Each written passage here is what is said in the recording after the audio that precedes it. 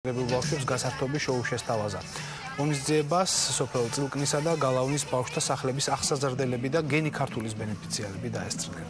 ღონისძიებაზე მისულ პატარებს სპეციალური ბილეთები გადაეცათ, რომელთაც მათ მთელი დღის განმავლობაში უფასოდ შეეძლოთ ესარგებლოთ ბაღში არსებული ატრაქციონებით.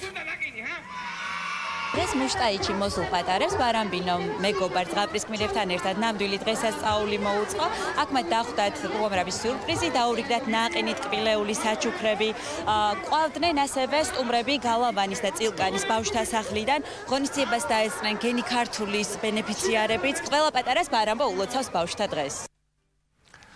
ლუცახარშმა ზედაზენმა ბავშვთა დაცვის საერთაშორისო დღესთან დაკავშირებით ლუდის წარმოება ერთი დღით შეწყვიტა და მთლიანი დღე ბავშვებს მიუძღვნა.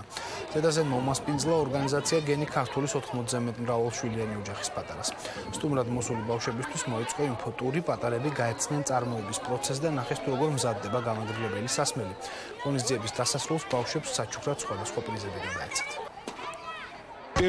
პირველ რიგში მე მინდა მომავალ თაობას მიულოცო დღევანდელი დღე.